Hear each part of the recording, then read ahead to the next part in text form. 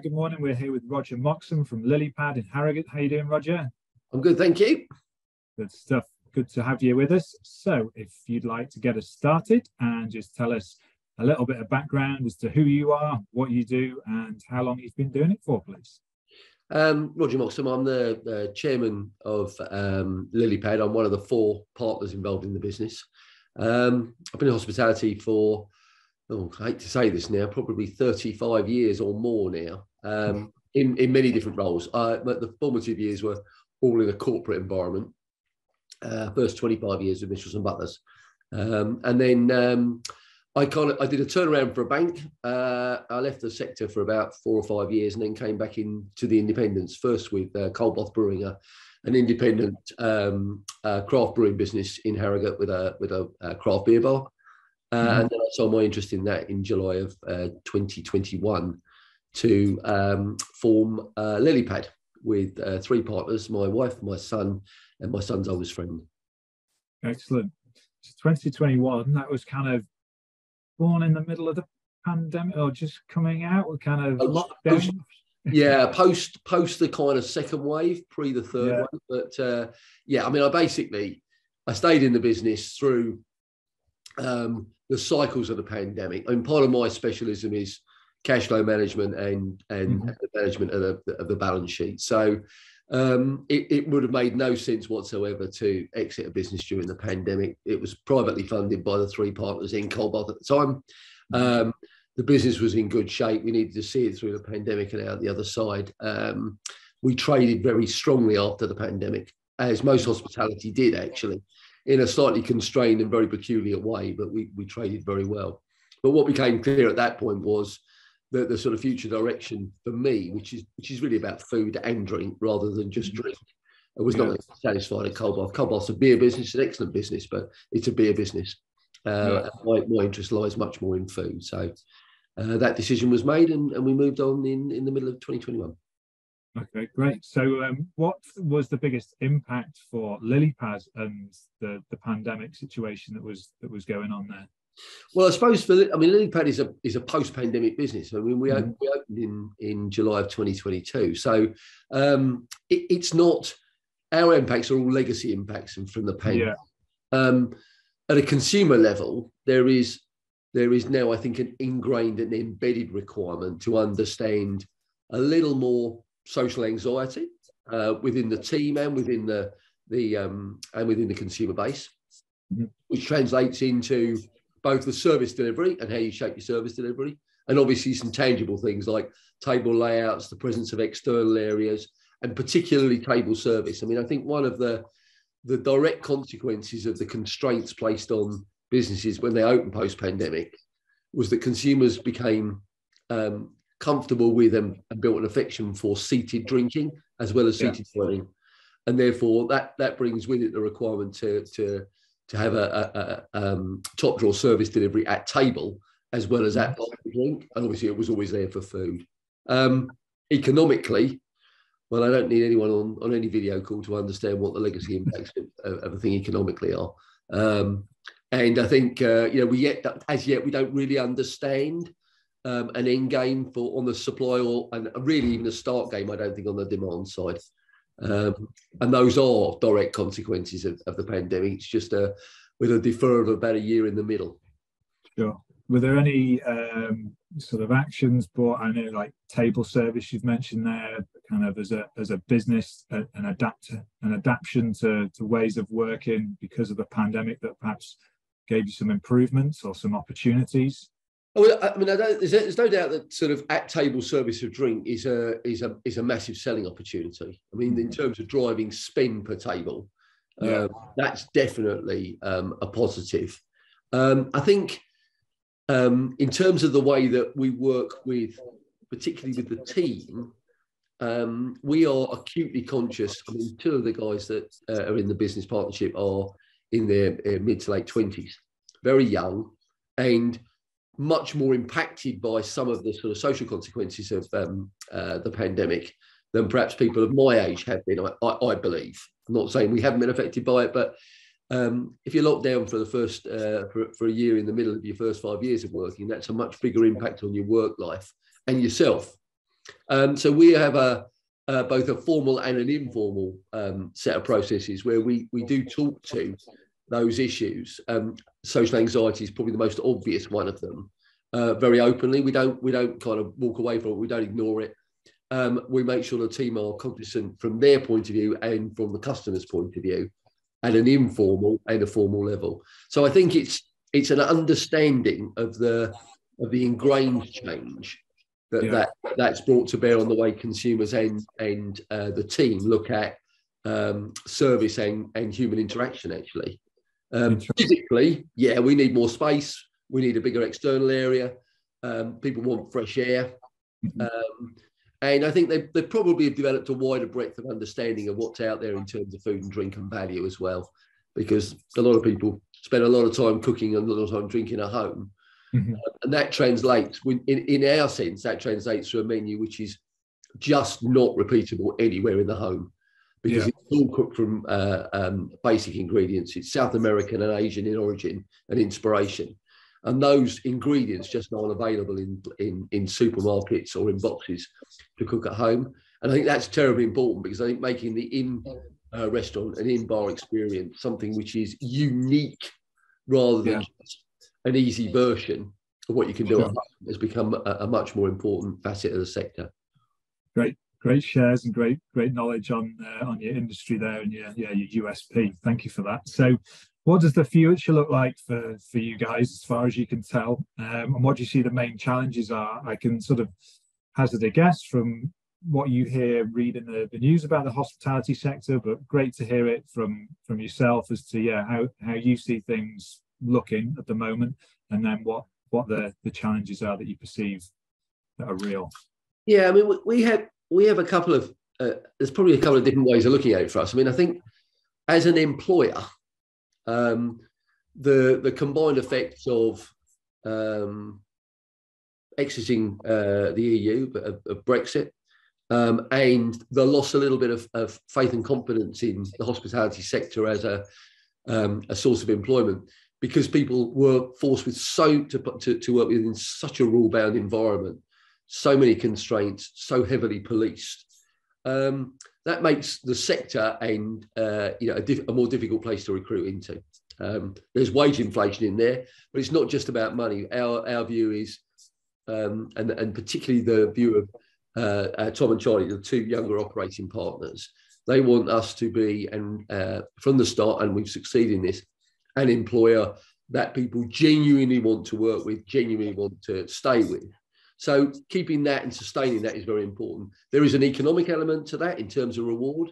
There's a treatment and review and recognition point in there, but there's basically a humankind point, which is just treating people in a way that, from time to time, the hospitality sector has probably been more dictatorial. And this is much more team engagement and more lateral in the way that we work with the team. They have a huge input to what we do.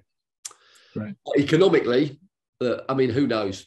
Demand and supply. I think we're reasonably optimistic that the supply side will begin to come into some sort of line by the end of 2023. I don't think we're much more optimistic than that. We're locked into certain contracts with things like energy, which is running at somewhere like 4 or 5 times the level that it was for us in my previous environment.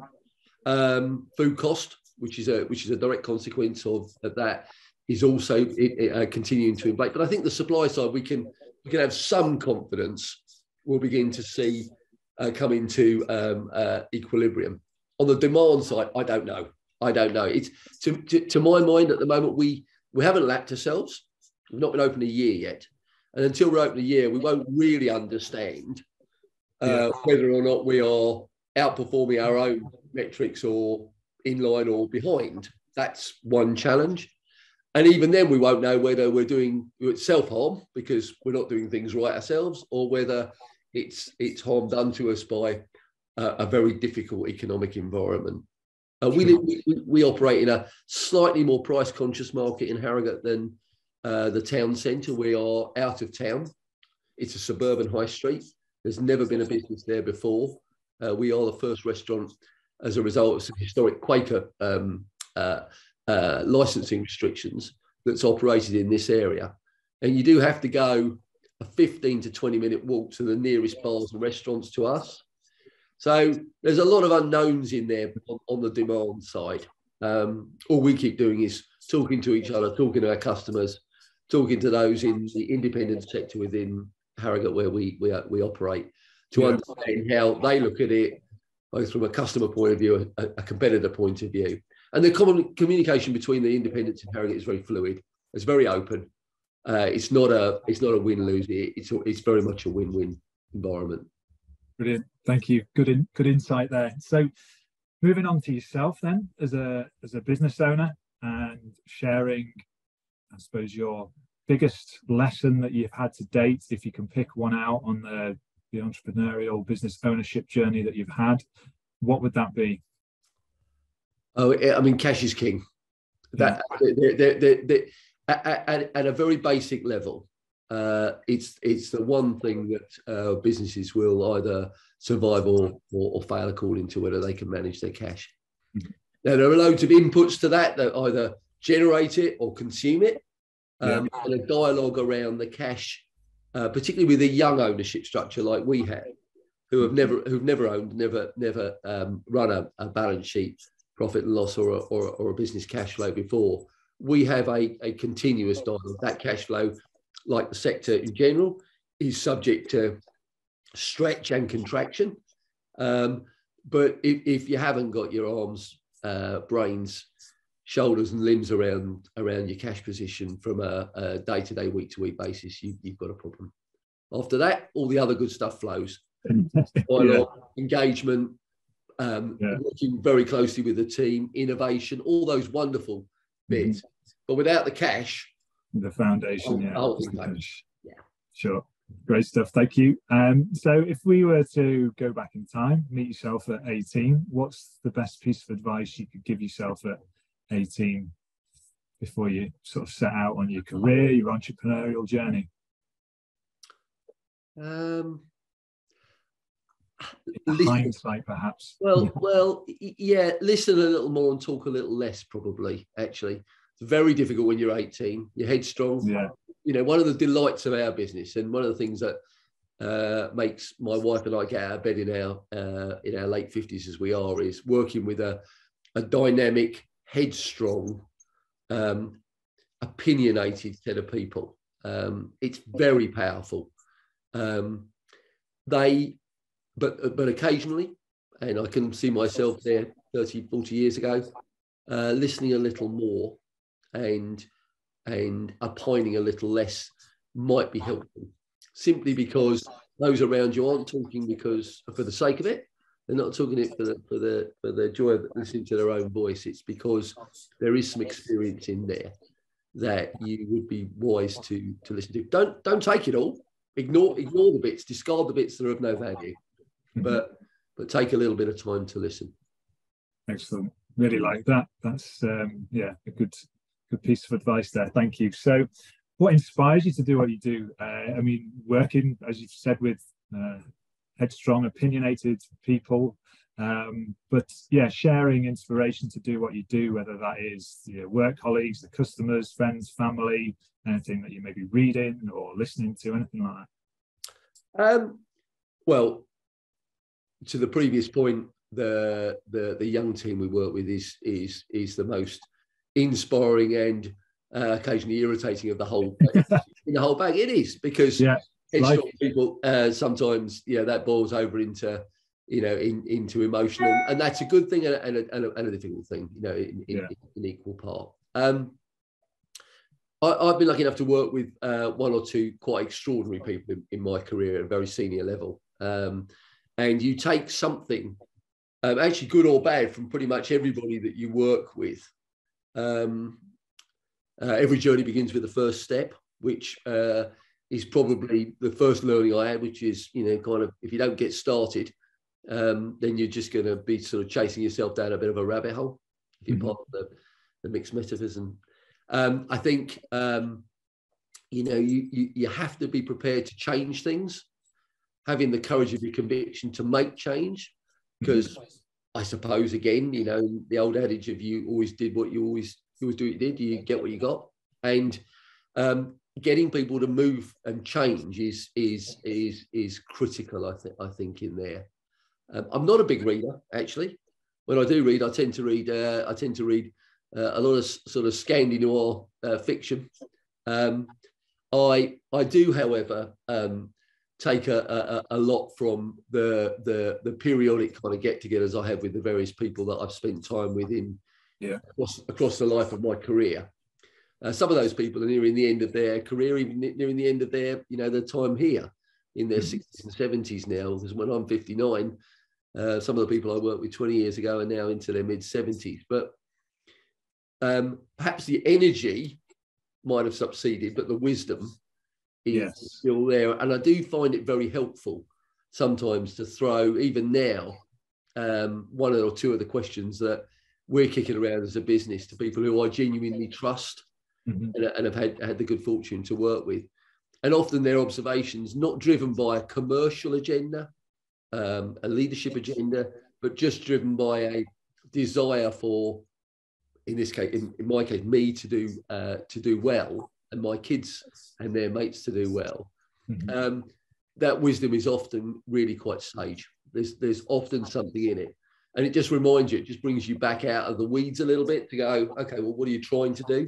Yeah, because on a day-to-day basis, you're always cleaning this, serving that, prepping this, pouring that, and you can get drilled just way too much. Head down. You need that opportunity to look up and head up a little bit, reflect, and someone to help you do that. Yeah, it's important. Yeah, and I guess that's the coaching point, isn't it? I mean, I think fortunate enough as I have been to have mentors in my career, pretty much all of whom are still out there, and pretty much all of whom I still have contact with, not on a day-to-day basis I did when I worked with them or alongside them, but offline every 2 or 3 months. But occasionally I just pick the phone up and go, "You've got 5 minutes for a chat. I could just do with your thoughts on something."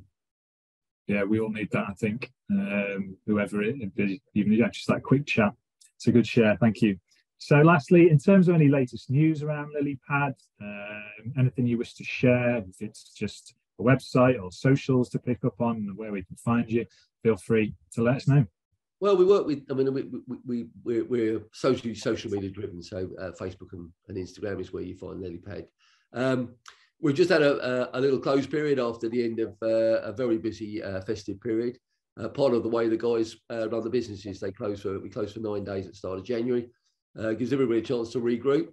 We restructure a menu, we restart all over again. What we have found is that as a venue, Lilypad is an amazing place for group booking wise. The layout of the building works for anything from tables of 6 up to we've got 100 people in next Tuesday for a thank you event for some support work that one of the churches has done in Harrogate over the festive period. And I think our reach in the next quarter, in terms of as we change and adjust our social media contact, is very much going to be around getting the message around a venue and event booking. We've got events coming up with supplier collaborations on a beer front, on the spirit front. We've got the calendar days, the Valentine's, the St. Patrick's coming up in the first quarter. But also we've got a number of birthdays booked in, and it is a venue that works for that. So in terms of the first quarter, the diary's looking quite positive at the minute, which is quite encouraging for us. Excellent. Roger, it's been an absolute pleasure talking to you. Thank you very much for sharing your experiences, and I wish you all the best for Lilypad as well as your team. Thank you, Mike.